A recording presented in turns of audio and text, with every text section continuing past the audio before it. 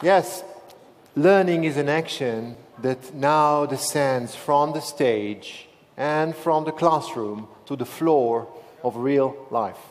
It touches us in many different ways, regardless of time and place. Eitan, would you like to join them? What? You mean right now? Yeah, why not? I'm a little too embarrassed to try now, but I would really love to. So, in that case, back to our project. Facilitation. Stand up straight, be precise, and pay attention to your diction. Yep. And remember to enjoy yourself too. Will do. So, I'm very happy to introduce the chair of this global forum, the OECD's Future of Education and Skills 2030 project, Dr. Suzanne Dillon.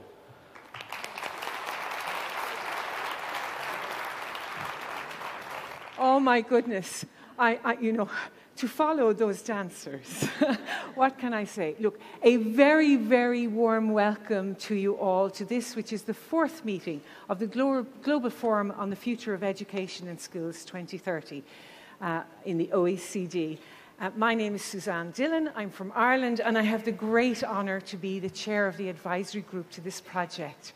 I would like, first of all, on behalf of our global community in the forum, I want to thank our hosts here in Jerusalem for the most amazing efforts that they have put in to welcome us and to make us at home.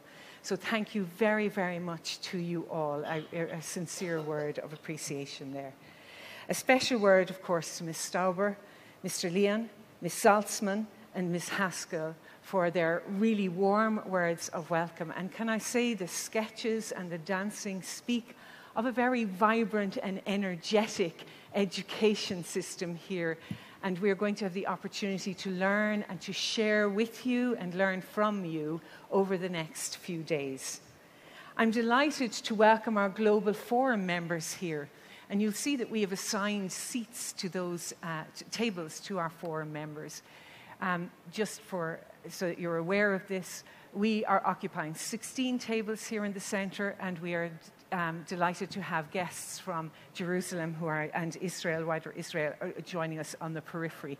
And they'll be with us for most of today and for some of the open sessions that we have as the couple of days go on, but will not be participating, obviously, in our working session, because that's the other word of introduction I have to share. And that is that this is a working meeting. So I remind all of our Global Forum members that I will be setting you tasks and I will be expecting outcomes over the next few days. And all so that we can continue to enrich our mutual learning and our understanding as we journey towards creating the future for ourselves and for our young people who are very precious to us. And in creating that future, of course, our immediate task is to focus, having completed our learning compass, to focus on a teaching compass and how they will speak to one another. So that's the task, the overall task that we're going to share over the next couple of days. Today, there are more than 140 people here in the room who are members of our Global Forum. I want to welcome, too, the more than 100 who are joining us virtually. So hello to you all, and apologies that we were a little later starting than we had intended. You very patiently were waiting virtually in your offices, your kitchens, your homes, your workplaces around the world. Thank you for doing that. You matter to us as much as the people who are able to make the journey to be with us face to face. And so right through the next 3 days, those of you who are joining us virtually will have the opportunity to participate in our working sessions. So the same tasks are set for you and the same outcomes will be expected. I'm going to just take you very quickly through our agenda, if that's all right, for the next few days, just so you have a sense of where we're going. You will have received a copy of the agenda and the questions for focus. We have a slide for it, I think. It might come up now. If we don't, let me just talk you through it anyway. It's not a problem. We're going to begin by learning from our host country's experience in a really interesting internet-assisted examinations project. And as you know, one of the key things we've been looking at is how we align curriculum, assessment, and pedagogy. And you could say those in any order because that's part of our discussion. And so we're going to have the opportunity to hear from some of our Israeli hosts about what they've been doing here in that area. And we will then get the opportunity to meet in small groups to share our own experiences, insights. And again, I'm going to remind Global Forum members that your active participation is really, really appreciated in those small group discussions. This afternoon, we are going to visit the Innovation Education Fair, which is happening concurrently. And you heard some of our earlier speakers mention it. We are absolutely delighted to have the opportunity to witness some of the concepts that underpin our Learning Compass in action. But as I said, it's a working meeting. So this afternoon, you will be assigned a question to help you to explore the working fair, the Innovation Fair on behalf of the Global Forum.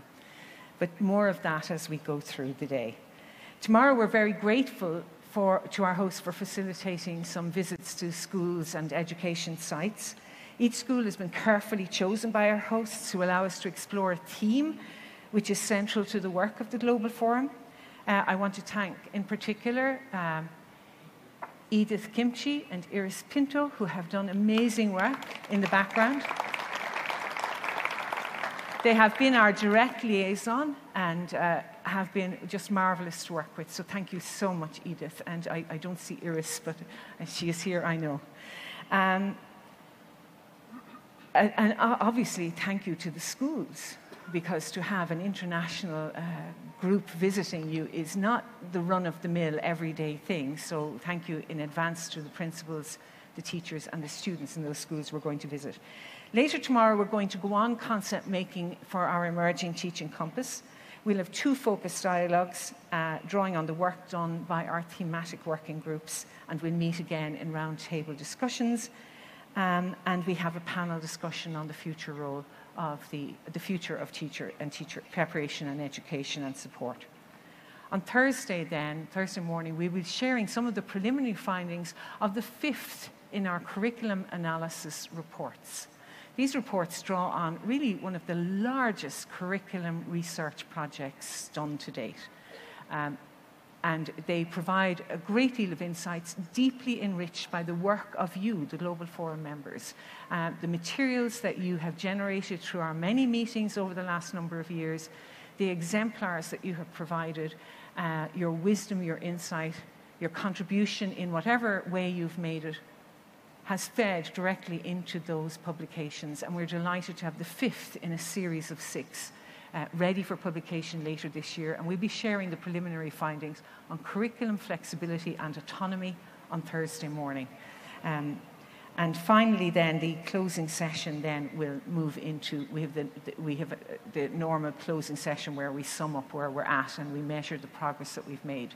We're taking the opportunity, because we are all together, to also facilitate separate focus group meetings so that we can look at how things are developing and share our perspectives in our focus groups. So that we have a focus group of government representatives, a focus group of teacher educators, experts, researchers, a focus group made up of international organizations, non-governmental organizations, etc. And then we have our very precious group of students. And we're delighted to have so many students with us today, and particularly joining us online because, as many of you will know, a lot of our students are preparing for their high-stakes end-of-schooling examinations right now. And we are really, really grateful to them for finding the time to participate in this meeting.